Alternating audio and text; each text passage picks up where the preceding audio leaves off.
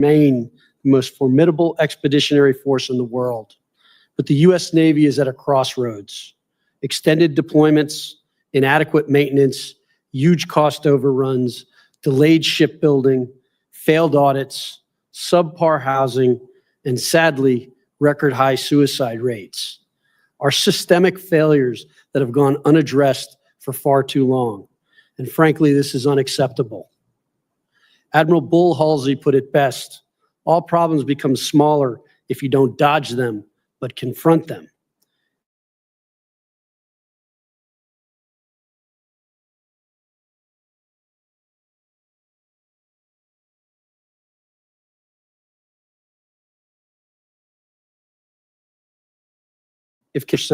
If confirmed, my focus will be on three priorities: the health, naval capabilities, particularly shipbuilding and the defense industrial base, and fostering an adaptive, accountable, and innovative warfighter culture. Senators, as you all know, people are our most precious resource, and their health and welfare must be our utmost priority. Recruiting and retention challenges have left critical positions unfilled, stretching our forces thin and reducing readiness. Ships lack full crews, deployments are extended, and the burden on sailors and their families increases. Recruitment and retention challenges demand a renewed focus on quality of life issues. If we are to attract and retain the best talent, the Navy needs to become a place where men and women see not just a job, but a future. Next, we must restore operational readiness. Today, we face a strategic inflection point. Adversaries, in particular China, are aggressively expanding their naval capabilities. Every shipbuilding delay, every maintenance backlog, and every inefficiency is an opening for our adversaries to challenge our dominance. We cannot allow that to happen. Naval innovation must also extend beyond hulls and keels. Strengthening relationships with the defense industrial base, incorporating lessons from recent conflicts, and integrating emerging technologies are essential to maintaining our competitive advantage. This requires more than just funding. It requires a relentless focus on execution, innovation, and accountability. As to culture, the Navy and the Marine Corps historically have embodied resilience, ingenuity, and adaptability. More than ever, we need to return to this ethos. I've analyzed thousands of organizations. A common refrain among those that are failing is, "This is how we've always done it." Yes, there is great value in stability and tradition, which I will respect and do appreciate.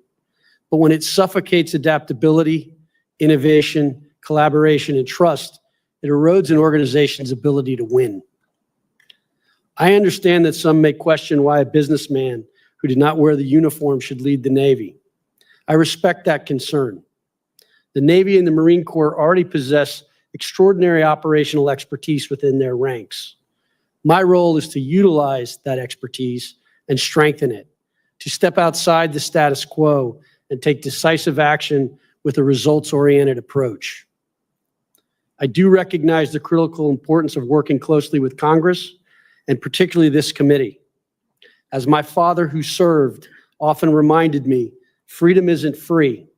That's why I accepted this nomination, because I believe in service to those who dedicated their lives to defending this nation.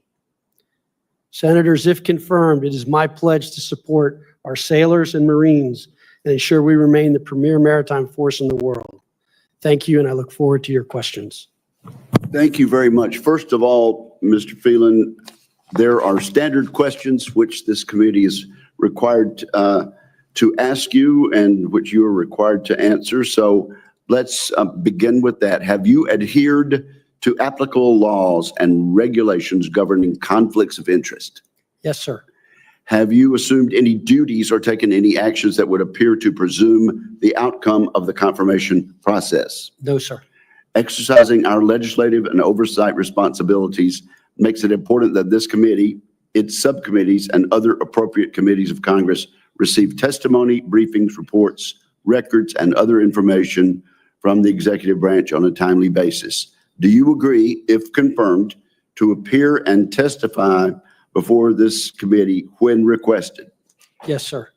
Do you agree to provide records, documents, and electronic communications in a timely manner when requested by this committee, its subcommittees, or other appropriate committees of Congress, and to consult with the requester regarding the basis for any good faith delay or Yes, I do. denial in providing such records? Yes, I do.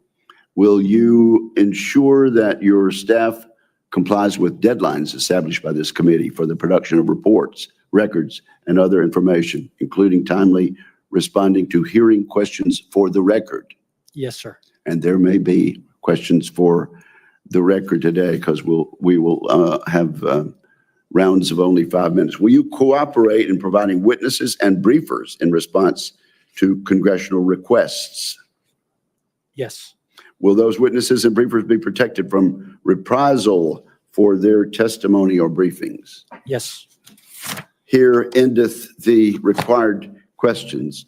All right, Mr. Phelan, you have extensive experience in entrepreneurship. You testified in your prepared statement about health and welfare, about moving past the status quo in recruiting and in shipbuilding and in increasing and enhancing the industrial base through execution and accountability. What could you elaborate on what you think we need to do based on what you've heard to improve recruiting? Thank you for the question, Senator. I think there are a couple of different things. First of all, I think in the last month, as you mentioned in your opening statement, recruiting numbers have gone up. And I think that's a reflection of, first, the president's victory, and secondly, a return to the warfighting ethos, which is really what the business of the military is. I believe a couple different things. One, we have the 250th anniversary of the Navy and the Marine Corps coming up this year. I think that's a great opportunity to show the benefits of service, and that's something I intend to take advantage of from a recruiting perspective. Secondly, I think we can do things better from a digital perspective in terms of outreach. Third, I think there's something to be learned from the Marine Corps, who's been pretty consistent in hitting their numbers. As I understand it, the Marine Corps has used the same advertising agency for over 30 years, which I believe has allowed it to build its brand and has got a very powerful message.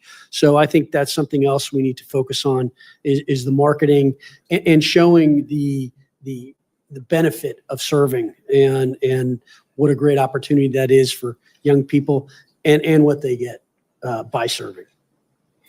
Okay, let's move to shipbuilding. If we threw $1 zillion at the Department of the Navy today, we couldn't build the ships because we don't have the industrial base. We've got to fix that. And I think that's why the president looked to an entrepreneur and an experienced business person. How are we going to fix our industrial base so we can get to the number of ships that are required for us to be competitive and a deterrent to adversaries that are working together like they've never done before: Iran, Russia, North Korea, and Communist China? Thank you for the question, Senator. I know this issue is important to you, and we spent some time together when I met with you in the office. I think this is a critical task. The president has been very consistent when he spoke with me: shipbuilding, shipbuilding, shipbuilding. I think if confirmed, I intend to go visit the shipyards. I look forward to hopefully visiting it with you in Mississippi, because I know you've done an exceptional job in the shipbuilding there. And I think we need to take some of the best practices from those yards, some of the best practices from some of the foreign yards as well to learn. But we have to reinvigorate the industrial base in America. That could come from a couple of different angles. I think the SHIPS Act, I know, is something that's being considered. I think there's some very good ideas in the SHIPS Act in terms of trying to reinvigorate the industrial base, such as opportunity zones for terms of construction companies, and how to create an apprentice program that attracts people and also make sure your most talented, skilled labor doesn't leave so quickly and actually passes on those skills. Mr. Phelan, when a welder can go outside the gate and work at a convenience store for a competitive price, that has got to be fixed, does it not? It does, sir. That needs to be analyzed and looked at, and you can't have that kind of wage differential for those types of different jobs. All right. Thank you very much for your testimony. I'm going to recognize the distinguished ranking member for questions and hand the gavel to Senator Cotton until I'm back from another hearing. Thank you, Mr. Chairman, and thank you, Mr. Phelan. Let me zero in on one aspect of the shipbuilding, and that's submarine construction. As I pointed out, and as you well know, we're behind.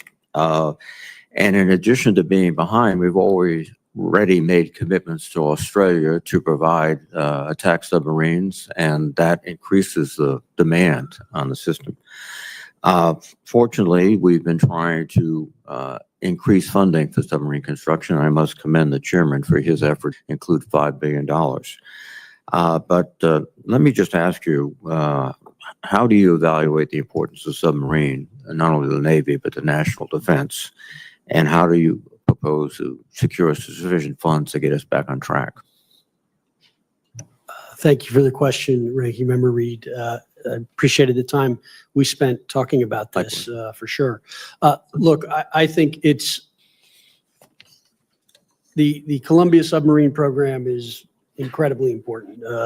It's the most important nuclear deterrent we have. It's the most resilient, survivable one that we have. I think that I need to really get in there and dig in and take a look at what exactly is causing the delays. I'm a big believer in what we call kind of root cause analysis. I think there's a lot of this going on between requirements, contractors, workers, and I've not had the benefit of visiting the yard. I look forward to doing that with you, right, if confirmed. I think that, it's a very complicated manufacturing process. I do think we need to analyze ways to create more competition for some of the components that are made in this sub, and potentially in sub making. And the question is, how do you do that? And that comes from incentives. That comes from working together with the private sector. And I think ultimately, at the end of the day, what you want to try to do is make it so that the private sector, you make the pie bigger, and so that they can have a smaller slice of a bigger pie. And I think if we can create the right incentives, that's the right way. I think one of the things, again, and I've not reviewed contracts, from what I can see, I'm candidly fearful of what I'm going to find when I read some of these contracts and get in there in terms of their pro to the private sector side. But we're going to need to go in there, take a look at them. If they need to be restructured, then we're going to have to do that. But we have to get back to more of a concept of shared risk. I think it's fine for the private sector to earn a profit. They should make a profit based on the risk that they're taking. And that's what we need to really get back to and look at. So if confirmed, Ranking Member Reed, this will be a top priority for us very quickly to get our arms around this and try to get this out. Well, thank you very much. And I think you recognize the invaluable role that the civilian workforce provides to the Navy and Marine Corps. Is that your view? Yes, sir. Well, it's interesting because the Department of Defense announced a few days ago that 5,400 probationary employees would be fired without any real analysis of the need.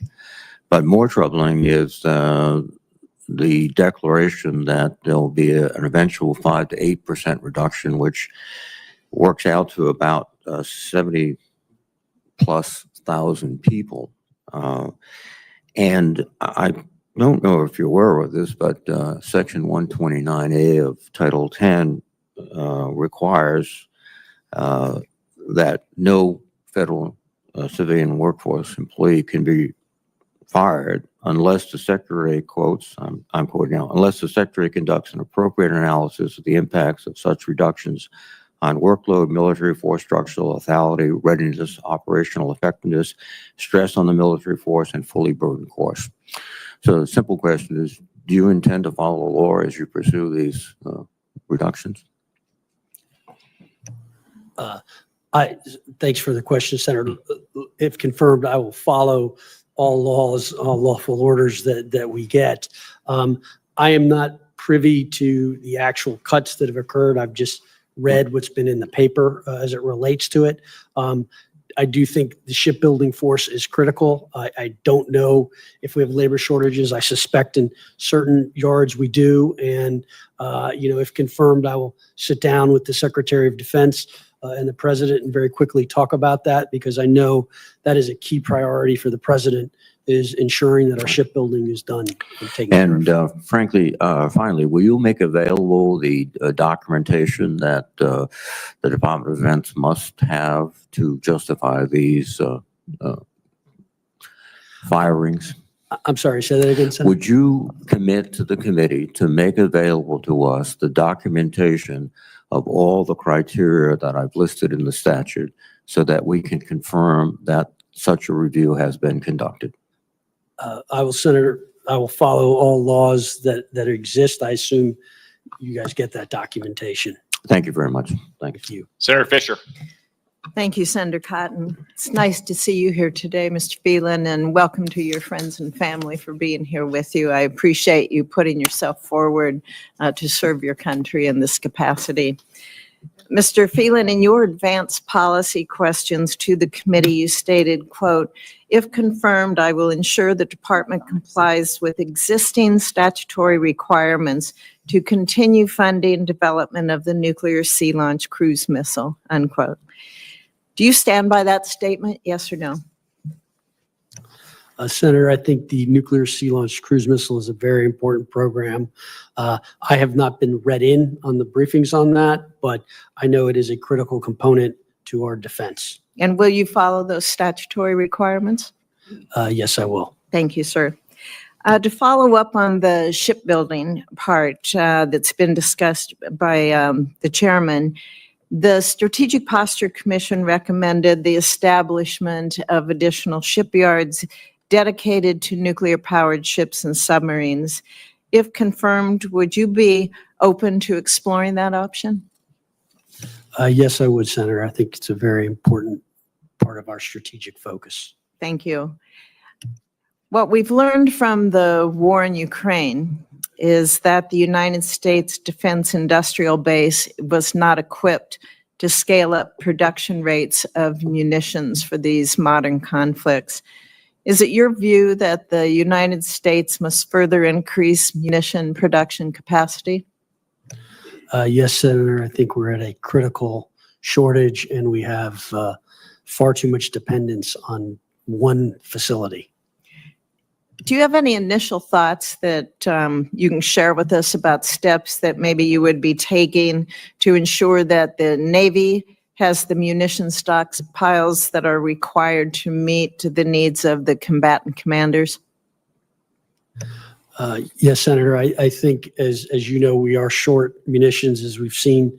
I think we need to create more of a manufacturing base and incentivize more munitions plants in order to supplement what we already have. So if confirmed, I intend to focus on this very quickly and get that resolved, because I think we're at a dangerously low level from a stockpile perspective and as well as new. So I will use the skills that I had in the business world in terms of incenting.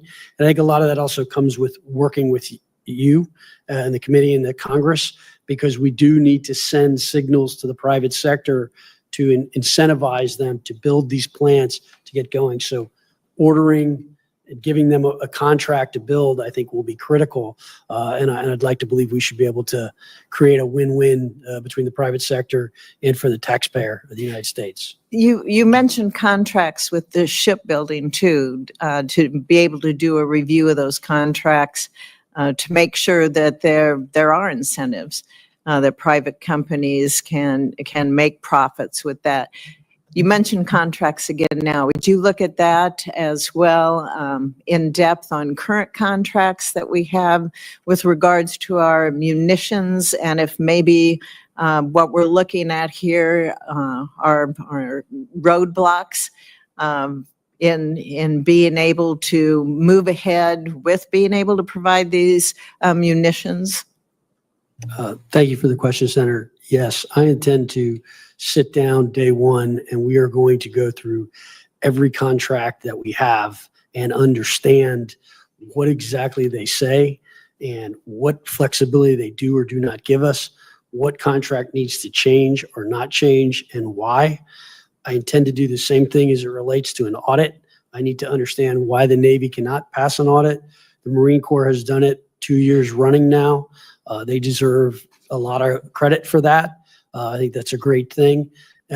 We are going to change and create much more accountability and understanding, because all of these things affect readiness. And as I said in my statement, readiness is critical. And I think we're at a very critical inflection point, particularly versus our peer or near peer adversaries. So these are all things that are a reflection of a culture, as I mentioned, in decay. We really need to have a tight focus on these things. If we don't know where our inventory is, how can we have a training mission? I've heard stories of training missions that are failed because the equipment wasn't there, and so we ended up losing that money, and that's not good.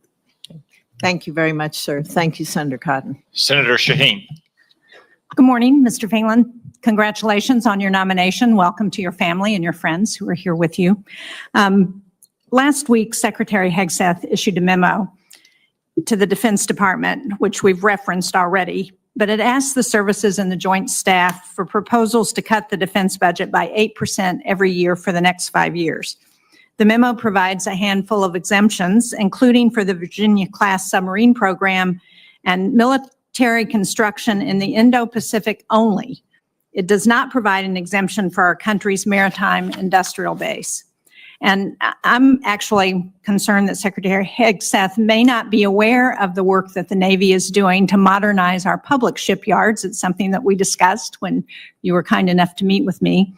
But because in his questions for the record following his own confirmation hearing, Secretary Hegseth said, and I'm quoting here in his statement, "The Navy has not made investments to modernize our 4 public shipyards." Mr. Phelan, that simply is not true. The Shipyard Infrastructure Optimization Plan, or SIOP, which we discussed a little bit when we met, is a 20-year, $21 billion investment to make sure that our shipyards are ready to meet the needs that our Navy has into the next century. I think we discussed the Portsmouth Naval Shipyard, which we have an interest in New Hampshire. It sits between New Hampshire and Maine. It's our nation's longest serving public shipyard. No, it's in Maine, Senator, just to be clear. But it has an address that's Portsmouth, New Hampshire. So I'm willing to share it with you, Senator King. It has the best record for on-time, on-budget maintenance and repair of our submarine force. So I appreciate your focus on operational readiness, but I'm trying to square how operational readiness comports with the 8% budget cuts that are going to affect our investment in our public shipyards. Thank you for the question, Senator Sheen, and I did appreciate the time with you, and it was enjoyable. What I would say to you is my understanding, again, and I've just read what is in the paper, is that there is, Secretary Hegseth has talked about this as a planning tool to kind of look at what would happen if we need to cut 8%. And that's my understanding, which I think is a useful exercise to go through, which is where would we cut if we need to cut? Now, my also understanding is it is to take money away from non-lethal activities and reallocate that capital to more lethal activities. Do I view the construction of our subs and ships as lethal activities? The answer is yes, because we need to have these ships and we need to get them out there quickly. Go ahead, sorry. Well, and as you know, our nuclear attack submarines are one of the advantages that we have over the Chinese. And as we're thinking about how do we stay competitive and stay ahead, it's very important we're able to maintain those subs and keep them operational. Yeah, that is critical, and I believe that both the Secretary of Defense and the President would agree with those statements. That our nuclear subs and attack subs are critical, and so whatever we need to do to get them out as fast as possible, on time, hopefully quicker than the delays that are currently being estimated, and hopefully with some budget savings, we should be able to do that. So I think that's very critical. I do look forward to visiting the shipyard in Maine and New Hampshire as well, and see what you're doing. And one of the things I want to see is, you guys are doing things on time. Why aren't other shipyards adopting this? What are the things that are not happening? And those are things we need to really start to do. Well, one of the things that's critical to ensuring that that work continues on time and on budget is making sure that we have the workforce that's required to do that maintenance. 2 weeks ago, Senator Collins and I sent a letter to Mr. Emmert, who is the acting Secretary of the Navy, pending your confirmation, asking him to work with the Office of Personnel Management to create an exception for shipyard employees that would protect them from mass layoffs. We've received no response from Mr. Emmert. The Pentagon is reportedly preparing to fire up to 75,000 civilians, as Senator Reid said. Portsmouth, I think, cannot afford to cut its workforce. In fact, they need to hire 550 workers annually just to keep up with the Navy's demand for submarine repairs. So can you commit to this committee that you're going to engage with OPM to protect our employees who are necessary to ensure that they can do the maintenance that's required for our nuclear subs? Senator, I commit to you that I will look into this, and I will sit down with the Secretary of Defense and go through this issue and ensure that we have the workforce we need to complete the work we need on the ships and the subs, and make sure we have that talent. Thank you. I look forward to hearing a report on that meeting. Thank you. Mr. Phelan, greetings. I want to continue along the line of questions that Senator Fisher had about munitions. You mentioned increasing capacity, building new facilities, and I think that's going to be important in some cases. However, there's also cases in which the Navy has consistently underfunded munitions production, and therefore we have excess capacity that isn't being fully used. That's the case, for instance, outside Camden in Arkansas, the Highland Industrial Park, where we build many of the munitions the Navy uses, like the Standard Missile 3 and the Standard Missile 6. What are your thoughts on fully funding those programs so we can get up to full capacity in the facilities that we have now for the Navy, for the other services, as well as for foreign partners? Thank you for the question, Senator Cotton. I know it's an issue important to you. Appreciated the time we got to spend in your office. If confirmed, I will look into that. I think it's crazy to not have facilities running at full capacity. So if you're under capacity, it just raises expense in effect. It's one of the things I've noticed when I've looked at all these different weapons programs. It seems like the next missile costs more than the first missile, so you have no economies of scale. That is a prescription for bankruptcy. I don't understand how the second and third one is not less than the first one. And that's something, if confirmed, we intend to dig into very hard and understand. And I do think having more flexible manufacturing when you have excess capacity in plants that are already making munitions, we should absolutely make sure that we're taking advantage of that capacity. Thank you. I do agree. That's probably the quickest and easiest way to address some of these shortfalls. As I said, we're going to need more manufacturing capacity, but making sure that current lines that have excess capacity are fully used is probably the quickest way we can get there. I can assure you that we have lots of people in South Arkansas who are eager to do that work. One other point I'd like to make is just to encourage you, once confirmed, to work with our State Department on foreign military sales. That's another way to send the demand signal to our industry, not just our services, but our friends in Europe and the Middle East and East Asia, cutting through the red tape and allowing them to buy the weapons that we're providing here to provide for their common defense. If confirmed, I agree with you. Thank you. Senator Fisher also mentioned the sea-launched cruise missile nuclear, also occasionally known as slick 'em in. I'm glad to hear you're committed to carrying out the law there. I think it's an important part of our deterrent. Another critical part of our deterrent is the Columbia-class submarine. It's one of the three legs of our nuclear triad. It's the most survivable leg because they're almost undetectable. That guarantees a second strike capability against Russia and against China in particular as China continues its breakneck nuclear buildup. Are you committed to continuing the Navy's highest priority on the Columbia-class submarine? Thank you for the question, Senator Cotton. Yes, the nuclear triad, and in particular the Columbia-class submarine, is critical to the triad and its deterrence, and we have to absolutely make sure we get that done. Thank you. I'm very glad to hear that. Some people up here in Congress need to hear it as well. The surface Navy has not been in a good place for a long time. I've made this case for many years now. 2 destroyers years ago were wrecked in the Pacific. The Bonhomme Richard caught fire. Commanders were found to be overburdened by administrative tasks and underfocused on warfighting. You had a friendly fire incident with the Gettysburg in the Red Sea in December of 24, and just recently a collision between the Truman and a merchant ship in the Suez Canal. I raised this for the last administration. It didn't seem like we made much progress on it. What are your thoughts on how we can get the surface Navy in particular back up to the standards of leadership and execution that the nation expects?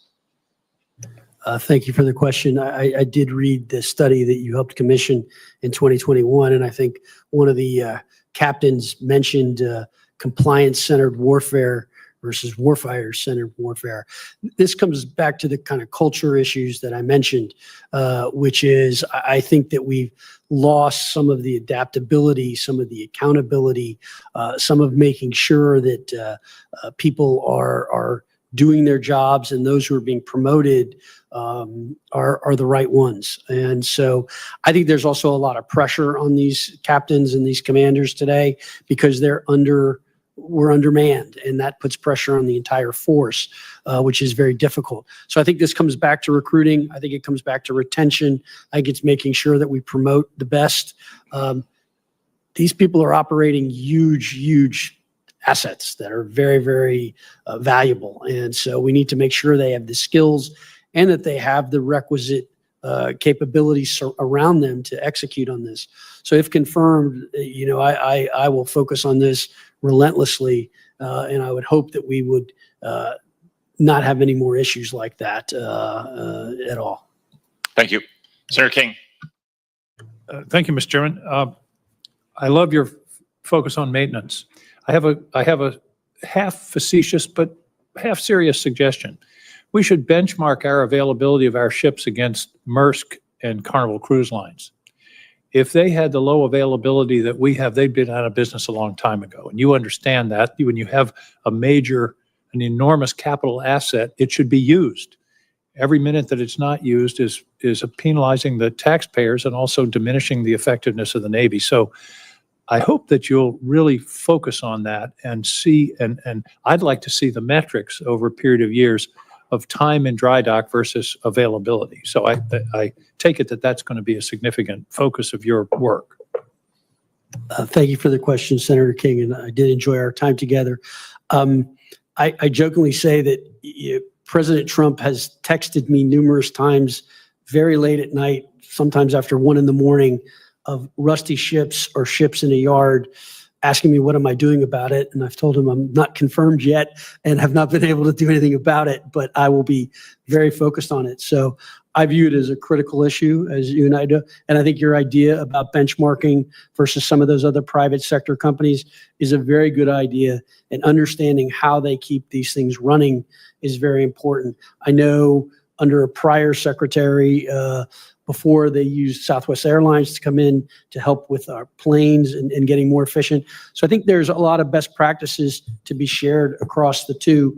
And I'm hoping with my relationships and contacts in the private sector, we should be able to do that. And I loved it when you said, we've never done it that way before is not a sufficient excuse. We've got to be looking forward, not backward. And that brings me to fighting the next war rather than the last war.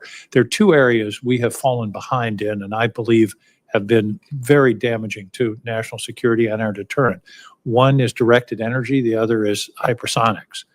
For years, I've been asking admirals that have been sitting in your seat, you're in the GIUK gap of hypersonic missile is launched from Murmansk. It will hit your aircraft carrier in 12 minutes. What do you do? I've never had a good answer to that question. We've got to be able to answer that question. If part of our deterrent and our strategy is forward-based naval assets, we've got to have defensive capability as well as offensive capability in hypersonics. Do you take that as a mission? I do, Senator King. I believe, as I think Mr. Feinberg the other day mentioned, hypersonics is a key component to our defense, and we seem to be behind, and I believe we need to focus on that. I think it's to directed energy.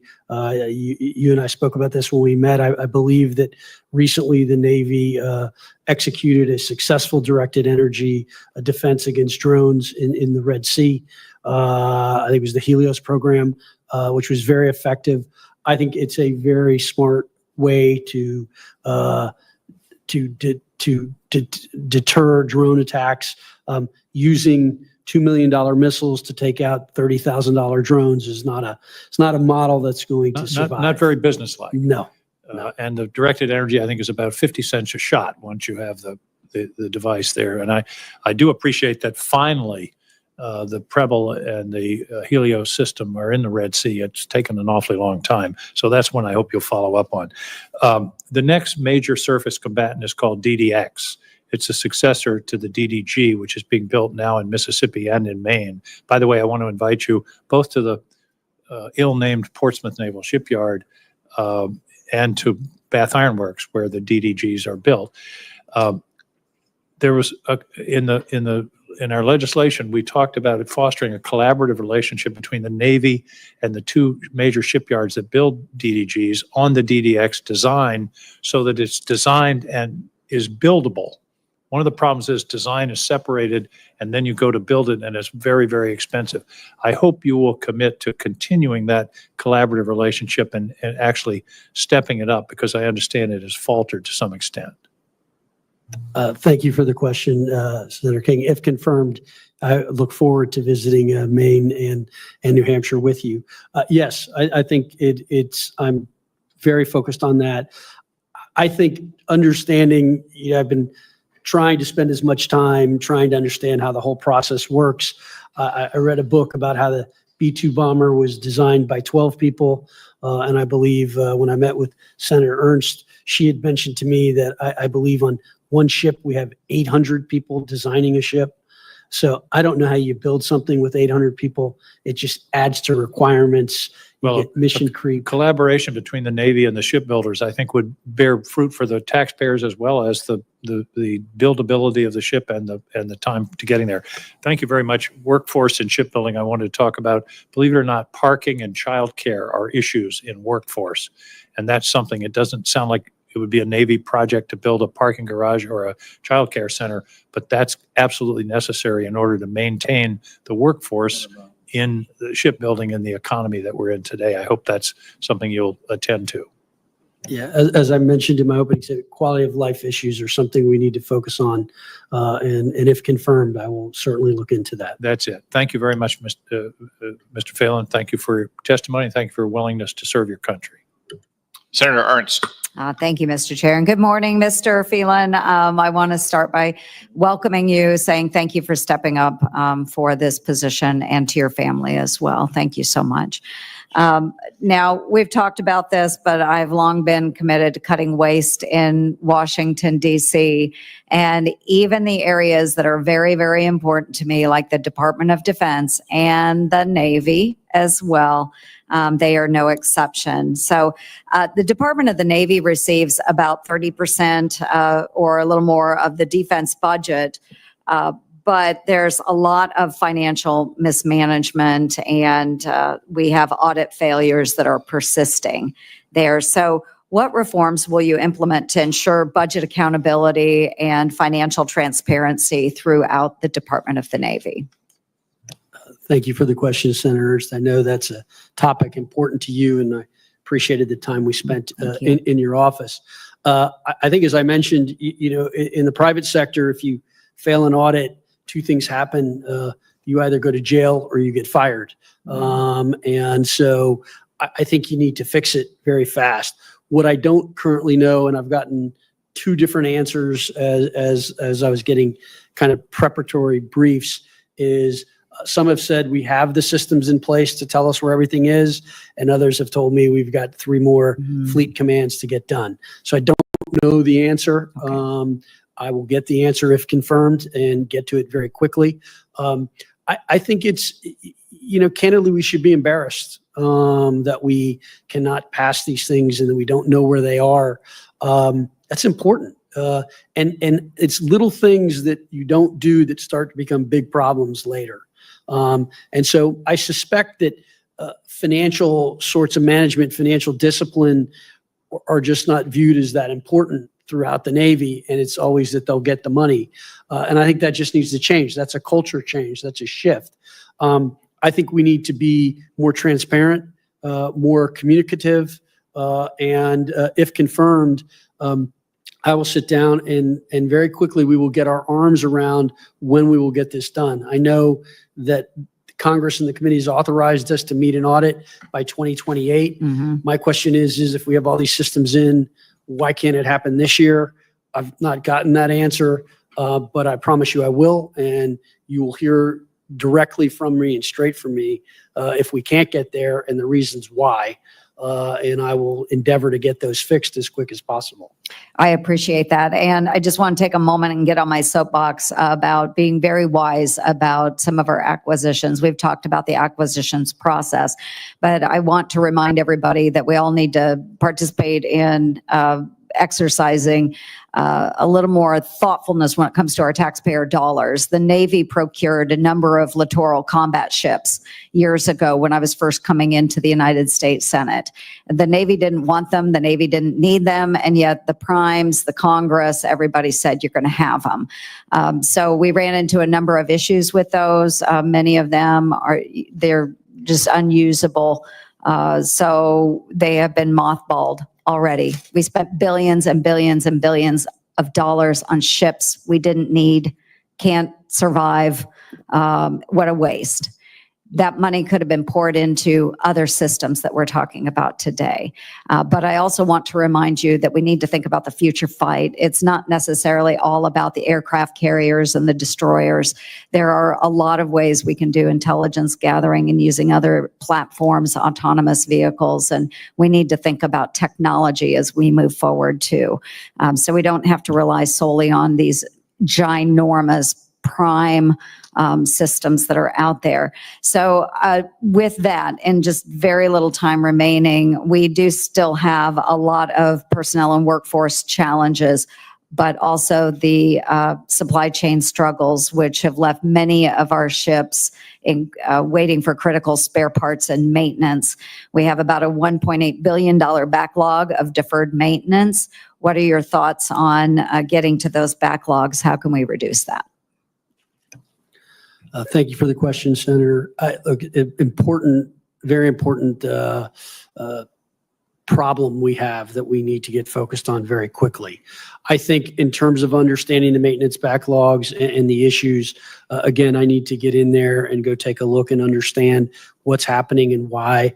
I've heard different things. It's almost, I feel sometimes when I'm in these, when I've been in these preparatory meetings, that it's like a contractor doing a project. It's always someone else's causes and problem. So until we can get to the root cause, I can't answer your question optimally, but if confirmed and once in, I will get my arms around this very quickly and do that. I think to your point about having the right arsenal, the right tools, I intend to sit down with the combatant commanders to better understand what it is they need and why.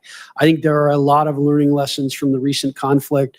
I think there's a lot of implications on the Navy in terms of what's happened in some of these recent conflicts and understanding what weapons we need. Most important, we can't fight yesterday's fights. We have to fight tomorrow's fights. So incorporating all that, I think, will be very important and critical. Wonderful. Thank you very much. Thank you. Senator Rosen. Thank you, Senator Cotton, and thank you, Mr. Phelan, your family, for being here today.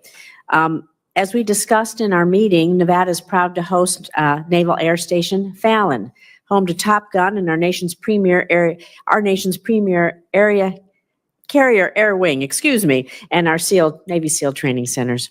The Nevada delegation worked for years with the Navy, federal agencies, and local and tribal governments to pass modernization for the Fallon Range Training Complex into law, which we did in 2023 in our NDAA. Modernization is going to expand that range by 600,000 acres. The Navy's in phase 1 of this modernization, currently working to meet the requirement under law that grazing permit holders who will no longer be able to graze their livestock anymore, receive full and complete compensation for their lifetime of losses, as the Navy needs this land to modernize. As the Navy goes through the process of appraising the loss of these permits, it is critical that our ranching community in Nevada, and Nevada stakeholders are adequately and fully compensated. Unfortunately, the first payment offers to ranchers in the B16 range have been well below the estimated value of the land. Appraisals must consider FSA loans, groundwater availability, and the lifetime value of the permit and business. I understand these meetings between the Navy, impacted ranchers are happening regularly, and these specific concerns have been raised extensively. So, Mr. Phelan, will you commit to reviewing and reassessing the Navy's payment offers based on the latest input your team in Northern Nevada has received to ensure that every single permittee holder in Nevada is made whole? Senator Rosen, thank you for the question. I appreciate the important work you've done on this issue, and I know in our meeting we spent a lot of time on this. As I mentioned to you in our meeting, I have a great appreciation for multi-generational owners of land and how they feel about it and trying to get the right thing. Fallon is a very, very important base, is critical training both for air and for our SEALs. And if confirmed, I will look into this matter, as I mentioned to you, and make sure that we create a fair deal for those landowners and for the American taxpayer. So I'm going to ask you for a specific commitment. I'm willing to set up the Zoom with key members from your team, the appropriate members who need to be at the table, and my constituents who are having these issues to have them, I'll make it on a Zoom, all be in the Zoom room so that they can connect, that they can talk to each other, because this is what has been missing. Will you commit to helping me to organize that as quickly as possible? Senator, I'm happy to have that Zoom call on us to go through that, if confirmed. Thank you. The other issue we have in Fallon, of course, rural Nevada, is the remoteness of Fallon Naval Air Station. It's a major asset. It provides, as you know, the range space needed to ensure that our fleet is deployable and operationally ready. The base has been designated a remote duty installation since 1989, and quality of life challenges accompany it. It is the only Navy base in the continental United States designated as a critical housing area. Housing is in very short supply, well, not just in Nevada, I know across the country, but the vast majority of those stationed at Fallon either live in Reno or Carson City, which are both about an hour away. And so the Navy anticipates entering into a public-private venture to build 172 new homes in Fallon, but more infrastructure is needed to support the mission as we expand, and we need more firefighters. And we also have to expand our existing wastewater treatment, the infrastructure. So given the importance of the mission at Fallon, combined with the Fallon Range Training Complex, FRTC, the modernization, the base is expected to grow by 35%. Further critical services, childcare, medical care, all of these things are really needed. So if confirmed, will you meet with stakeholders so we can continue to grow Fallon and be sure that the services are there for everyone who works there? Senator, thank you for the question. I know this is, again, a very important topic to you. If confirmed, I intend to look into this. I know the housing shortage is real there, and we need to focus on it. And I look forward to getting the stakeholders together to study this issue and try to get to an optimal outcome. Thank you. I appreciate it. The importance of Phelan Naval Air Station on our operational readiness, the readiness of our naval aviators, our Navy SEALs, some of our special operations is critical so that we expand this base. We have the services, so we are ready to do whatever we need to, servicemen and women, and support them. It's critically important. Thank you. Senator Sullivan. Thank you, Mr. Chairman. Mr. Phelan, thank you very much for your willingness to serve and your family. I appreciate your willingness to take a lot of time with me in a couple meetings, and I'm looking forward to supporting your confirmation. This chart here depicts, I think, the biggest challenge going to be facing you as Secretary of the Navy. I think it's the biggest challenge facing our military. And that's the challenge of the Chinese Communist Party's PLA is on pace to surpass a 400-ship Navy this year, and by the end of 2030 is on pace to have about 120 more ships compared to our very weak shipbuilding attempts. In 2023, China added 30 ships to its fleet, 15 of which were large surface combatants. We added 2. I think that's going to define the tenure of your time as secretary, whether it's successful or not, if we can start to address this challenge. Fortunately, as you're seeing in this hearing, you will have very strong bipartisan support. Once you get in, take a look under the hood on exactly how we need to address this. Let me ask one question. One of the things that hasn't come up yet is the ability to work with our allies to make use of their existing shipbuilding capacity, lessons learned from their shipyards, potential investments. President Trump has expressed an interest in that kind of idea. Do you have any thoughts on that? Thank you for the question, Senator Sullivan, and appreciate it. Appreciate the time we spent together. Look, this is a critical issue. I think all options have to be on the table. We cannot fall behind. We're already too far behind. So I think that we have to definitely look at expertise and skill that foreign partners have, whether that means they build components. We need to look at that. Or, as you know, Hanwha has recently bought the Philadelphia shipyard. So they're going to look at enhancing that and making that better. So bringing their capital and skill sets here, I think will be important. I think this is very, very critical thing you've pointed out. Let me ask just real quick. There's a lot of focus on different surface and submarine warships, all the different platforms. Can you commit to me, and you and I have talked about this, to keep an eye on the amphib fleet? The GAO recently came out with a report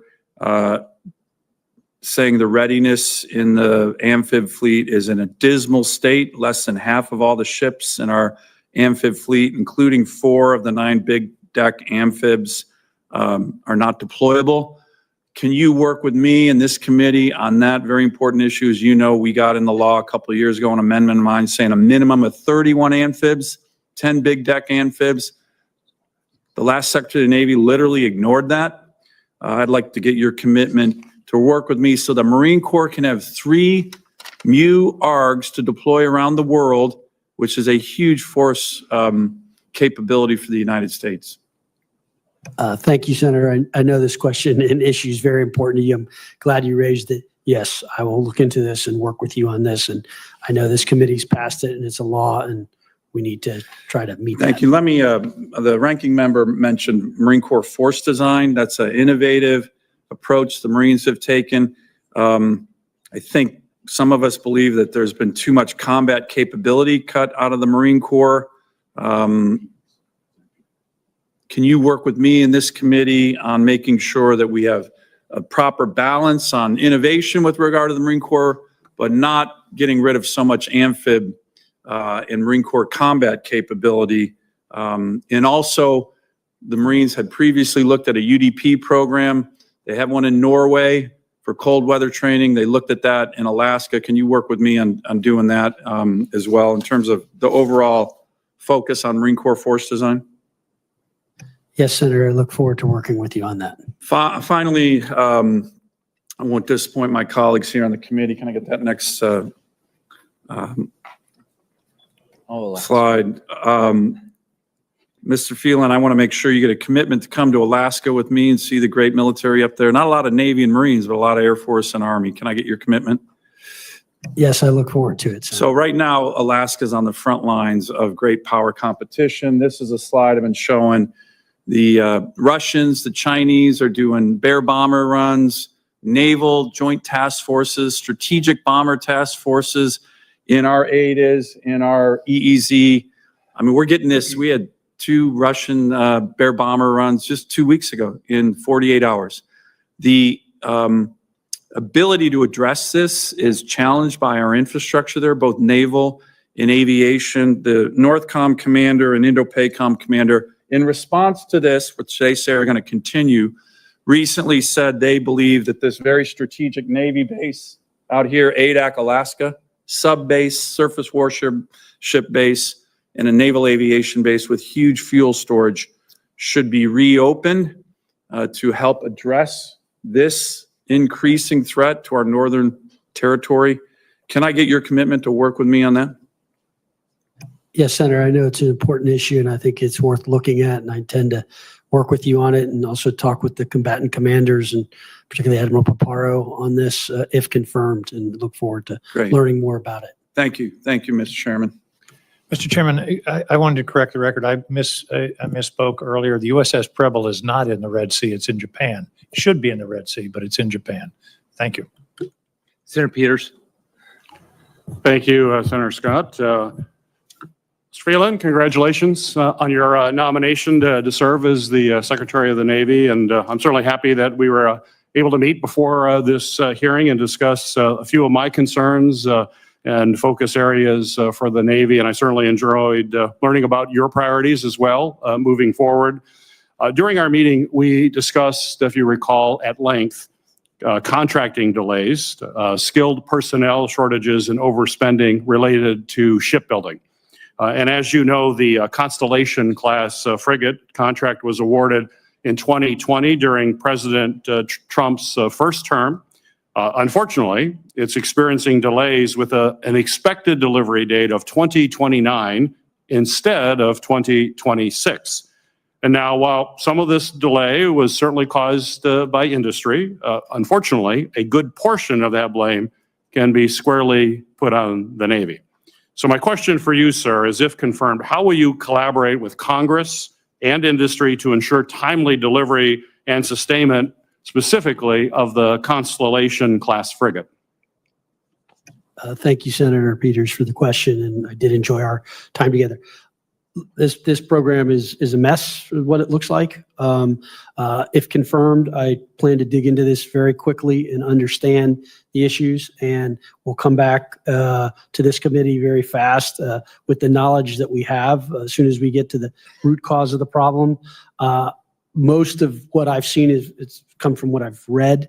I don't know if it's requirement creeps. I've heard that we were using 80% design of an existing and only modifying it 20, and that's now been reversed to 80% customized and 20% standardized. I think we now have a frigate that potentially looks more like a carrier or a battleship, actually, or a destroyer, I would say. Again, I don't know until I get in there and go take a look at it. There are a number of issues, and there's a lot of pointing fingers at one another. If confirmed, I pledge to work with you on this and get our arms around this and get this resolved quickly and understand what we need to do. Well, I appreciate that. Roughly 40% of the Constellation class frigate workforce is comprised of Michiganders. And I'm extremely proud of that workforce and also very proud of the versatile mission and the capabilities of the frigate from air, surface, electronic, and anti-submarine warfare.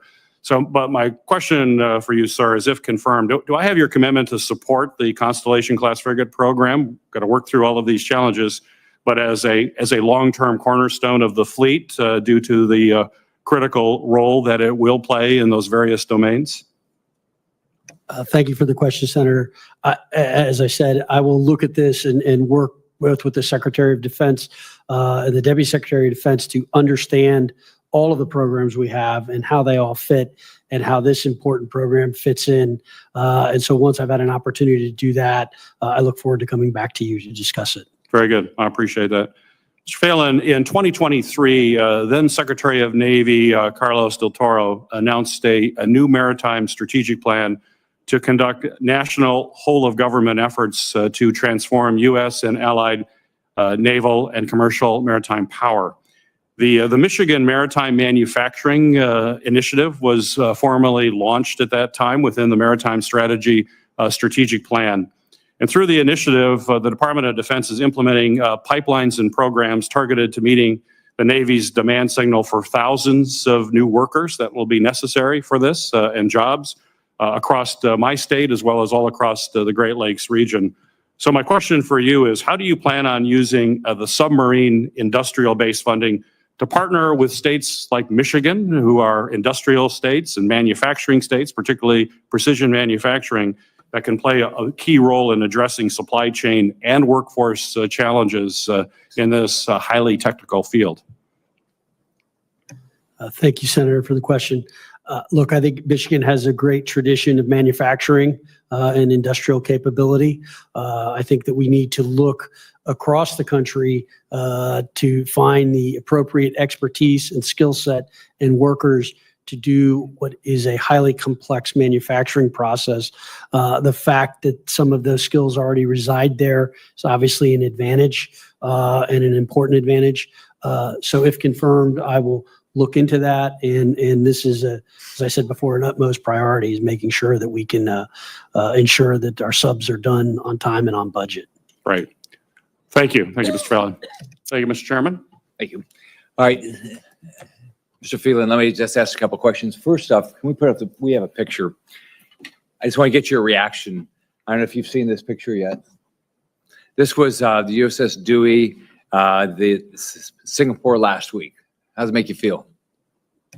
Please don't give it to President Trump because I'll get a text at like 1 a.m. So I'm taking over the White House Good. right after this, so you'll know exactly what your expectations are.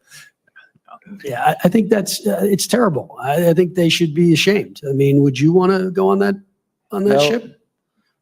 No, I served on a ship. If this happened on our ship, we would all been painting all night long. We had to constantly paint the darn ship. I mean, we never would go into a port when I was in the Navy, it looked like this. So it was pretty disgusting. So you've heard those stories.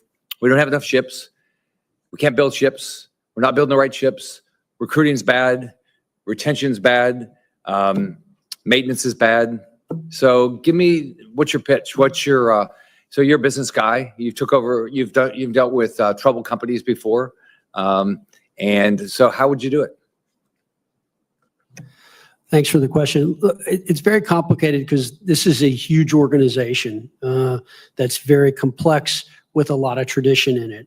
I think at the end of the day, I have to work with the key senior leadership and set the vision and the tone for what we are going to try to accomplish. And I'm hopeful that a large majority of that leadership is on board with that vision and that tone and what we're going to try to do. And if they're not, then they should reconsider staying on ultimately. I need them and they're going to need me. And so we need to work together in order to try to turn this around. I think we're at as I said, a critical inflection point. I take our adversaries at their word. These are very strong people who are going to try to take on our dominance and try to supplant the United States. And I think we're at a much more critical time than most people recognize. And so I think we need to fix the Navy. I think it was Ronald Reagan who said the only thing more expensive than a Navy is not having a good Navy.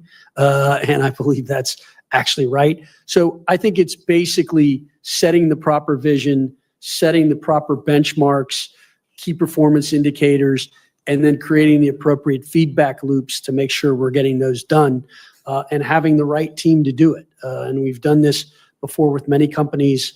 Again, this is a complicated one with big tradition. Some of those traditions need to be respected. Some of them need to be questioned, and we need to get modernized. And so that's what I'd hope I'd bring to the table is more of a partnership approach, but with a shared vision and purpose. So were any of your companies like this?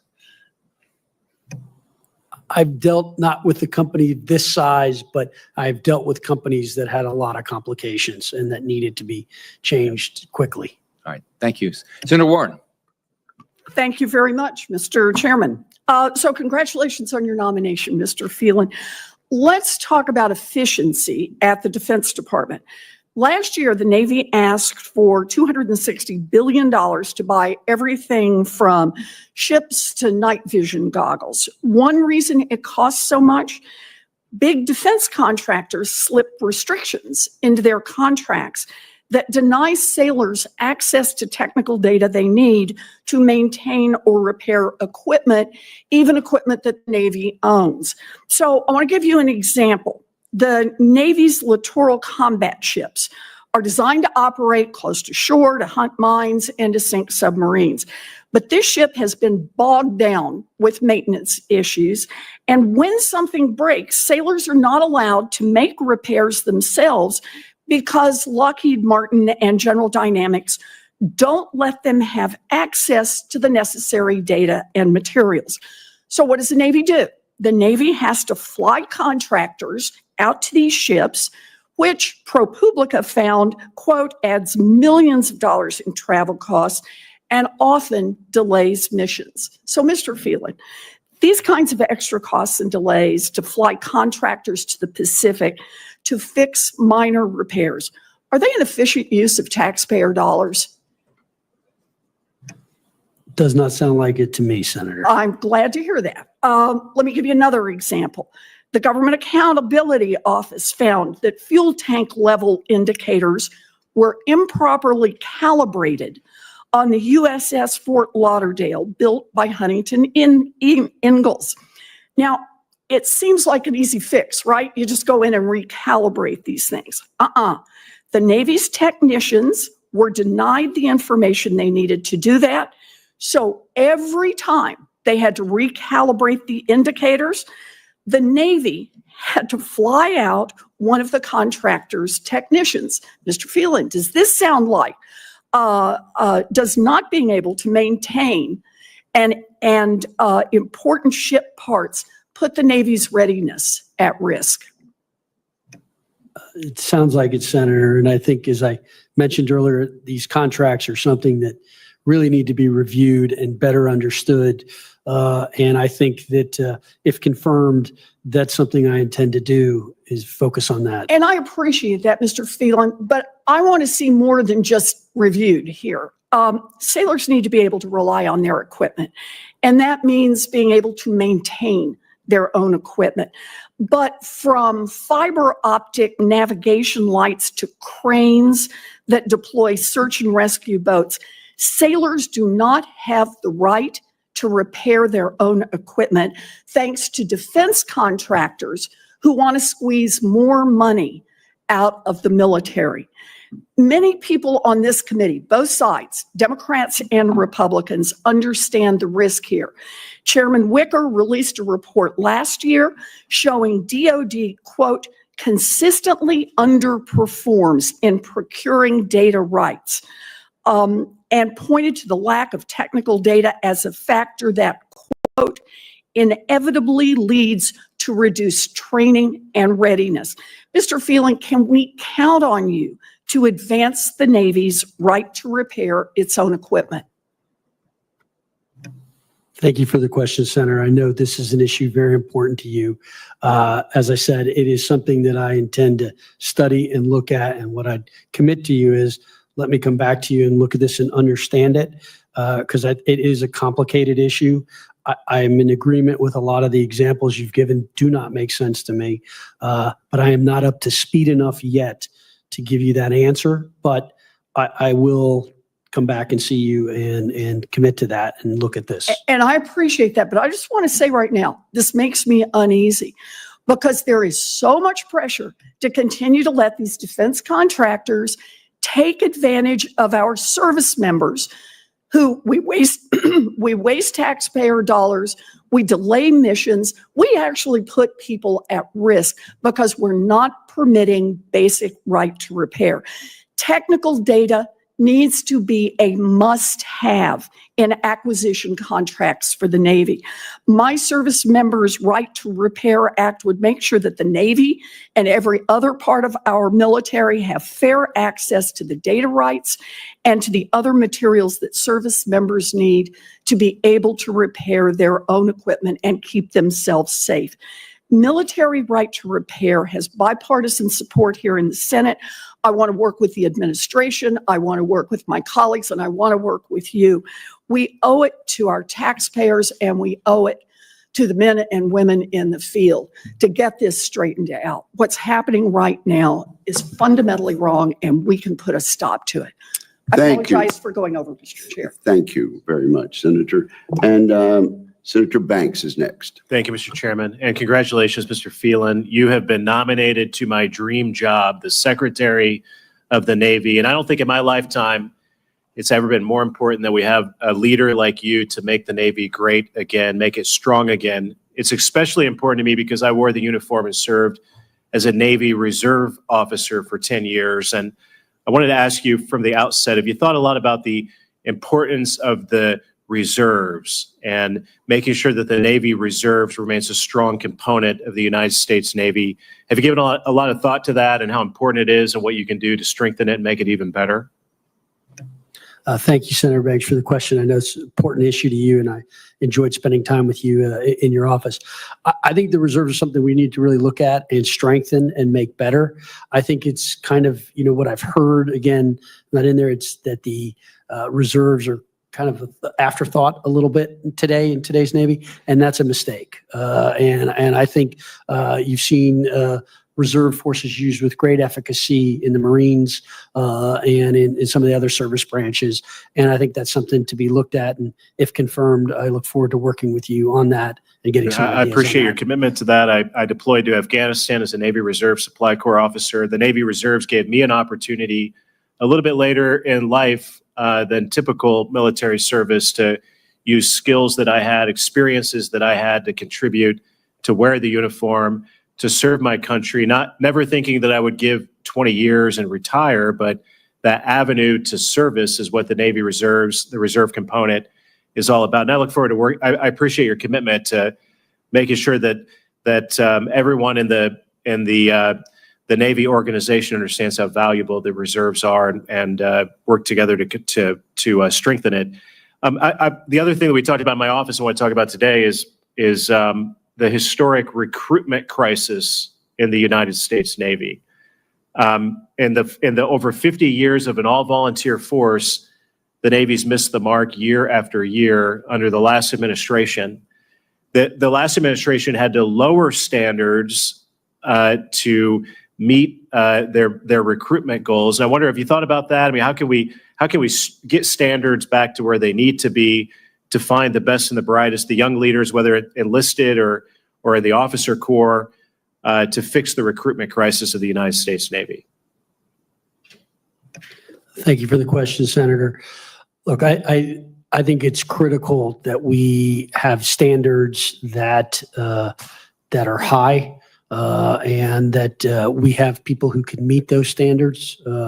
This business is warfighting, and there's no margin for error in that. So you need the most capable and best people, and we need to have high standards to meet that. I think that there are some things to learn from some of the other services in terms of what they've done recruiting-wise. I think the Marines in particular have done a very effective job at it. What I understand is the Marines put some of their best leadership into the recruiting role, and that's one of the reasons why they do so well with it. So I'm going to try to adapt some of the best practices we get from other services and from my business experience in how to attract and retain talent. A lot of it is making sure that you whatever the job may be, that you kind of have the appropriate skill sets mapped out, and then you try to hire that person. And I think that's really an important thing. And I think one of the important things, what I've learned in business, is you always wanted to hire the the person for tomorrow, not for today. And what happens to a lot of organizations is you hire for that immediate need, and then that person can't grow to that job. In this business, we need to be hiring the Mr. and Mrs. Tomorrows to make sure that they can compete and do. So recruiting will be a major focus for us. Yeah, your business background, what you bring to the table, I think can go a long way to helping improve that process. I mean, the great news is that the day President Trump was elected on election day, we saw an immediate bump in recruitment in all of the branches. I mean, it's remarkable, but it just goes to show that when we tell the young men and women all over this country that America is worth fighting for, that wearing the uniform is indeed the greatest honor that you can have, then those recruitment numbers will go up. And I think you're the man for the job to help us get that done. I appreciate you serving our country in a big way in the United States Navy. I look forward to working with you. You have my full support. Mr. Chairman, I yield back. Thank you, Senator Banks. Senator Blumenthal. Thank you, Mr. Chairman. Thank you for your willingness to serve, Mr. Phelan. I think you're very familiar with the firings that have taken place in the Defense Department already, the firings of some of the top military leaders, apparently based purely on an issue of political loyalty, not loyalty to the Constitution. Some of our most distinguished and dedicated leaders, including the Chairman of the Joint Chiefs of Staff, the Chief of Staff of the Navy, Lisa Franchetti. Have you spoken to her? Do you plan to do so? If confirmed, Senator, I'm happy to hear her views and understand her perspective on things. She obviously did that. I was not privy to the releases of those people. You'd agree with me that she is a dedicated officer with an extraordinarily distinguished record of contributing to our country. Yes. In addition, the administration appears to be undertaking a first wave, part of a purge, an 8% slash to both the budget and defense workforce. I view it as a breathtaking act of disrespect. The administration has branded these positions as non-mission critical, and I don't know whether you're familiar with a memo on the fiscal year 2026 President's Budget Relook that reveals the staggering implications of these decisions.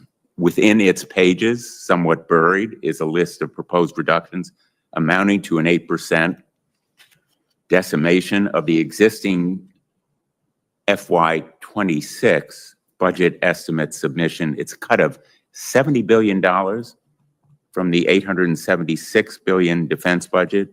And to put it in perspective, the Pentagon spent only $100 million on DEI initiatives and approximately $600 million on climate-related programs. So combined, these expenditures are only about 0.1% of the defense budget, and yet there is this huge slashing cut plan that will cause 72,000 personnel to be cast aside, along with spending cuts of upwards of $70 billion. Do you support those kind of cuts?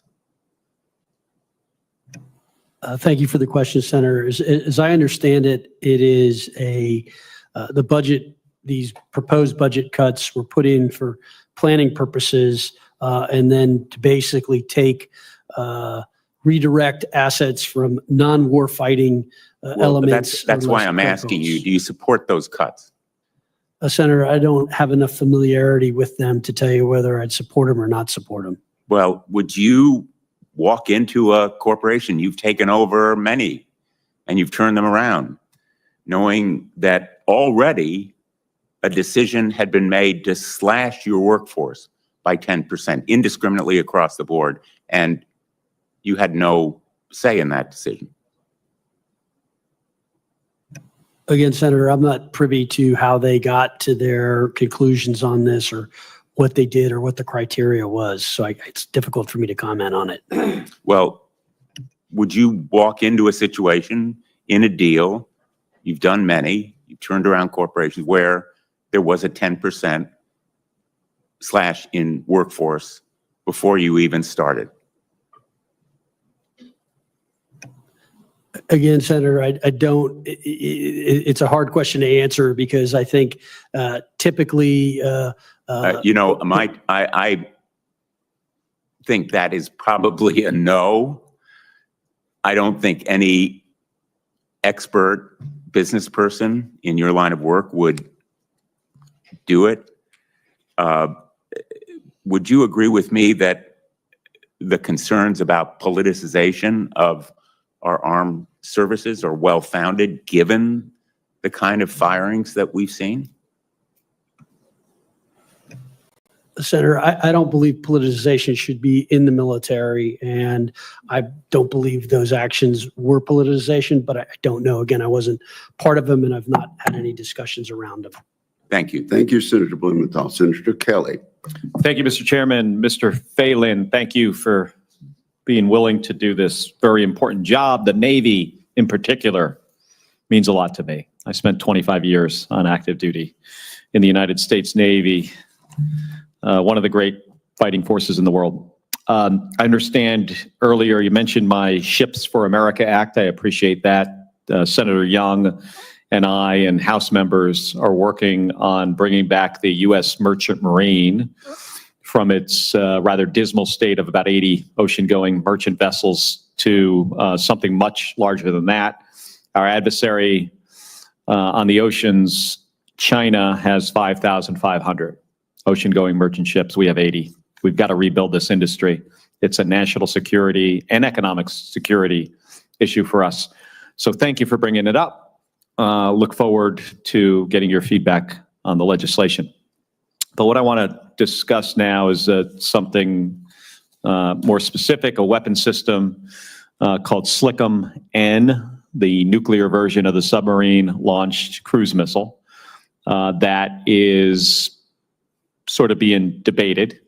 I want to make sure we're clear on the direction of the system and understand the opportunity costs that might come with fielding it. So if we field SLCM-N, it would likely necessitate removing some conventional munitions from Virginia-class submarines and making some significant changes to the security systems, the launch control systems within the submarines. And that is concerning to me if we wind up in a conflict in the Western Pacific with China. I don't think that conflict is inevitable. One of our great advantages over other navies is our submarine force. So, Mr. Phelan, given the cost and operational challenges, do you believe the SLCM and the nuclear-armed sea-launched cruise missile program is worth some of the trade-offs? And if confirmed, what direction do you plan to take the Navy in with regards to the integration of this missile? And do you think we need it for deterrence? Senator Kelly, thank you for the question. I did appreciate time we spent in your office and your viewpoints on this. I thought were interesting. I think, look, I've not been read into the program, so I don't have classified information. So it makes it a little difficult for me to ask you. I know there's very strong debates on both sides as it relates to it. And I look forward to working with the Secretary of Defense to come up with what we hope will be the optimal answer as it relates to it. So if confirmed, I look forward to working with you on the program and better understanding the pros and cons of it and hopefully coming up with the best solution. Yeah, it's a big decision. It's one of the, I'd say, bigger ones that Navy has to face with regards to a weapon system. Another decision that's going to have to be made here at some point is whether to move forward with the development of FAXX. So this is the Navy's version of NGAD, the Next Generation Air Dominance Fighter. we need an asymmetric capability. My view on this in trying to penetrate the A2AD bubble that China has built in the Western Pacific is we need a capability that can fight its way in. Right now, the F-35 has fantastic capability, very hard to see on radar. I mean, its stealth qualities of that airplane, are not matched anywhere else in the world. But China continues to, build significant weapon systems, surface-to-air, air-to-air missile systems that have much greater range, ways to detect fighter aircrafts. This is changing very, very rapidly. So I'm not going to ask you a question on this. I just want some reassurance that you understand the challenge in the Western Pacific, that we can't just replace this stuff right now anyway with unmanned systems. Hearing some of that from some corners of the administration where the thought is that we could just do all this stuff with drones. We can't. We do not control the electronic warfare environment the way we would need to do that. I think someday we could get there. I just don't believe now's the day. And with the Chinese, some of their innovation, there are areas where we've traditionally stayed way ahead. I'm concerned that we're getting to the point in some of these areas where they are catching up. And these are the kind of things we need. So thank you. I look forward to working with you on it.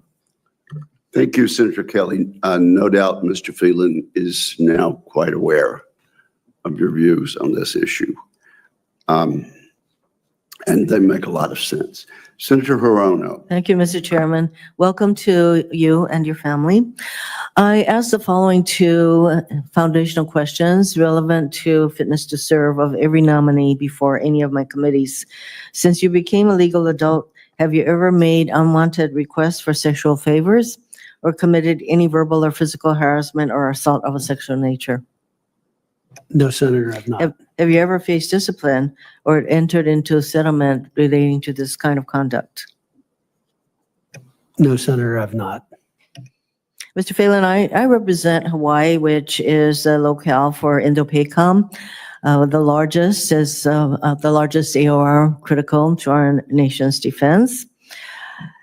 I'm glad that you testified that politics should not enter into how the DoD is run, and of course the Navy, but we have Elon Musk with his chainsaw cutting government programs and eliminating positions without any transparency or criteria.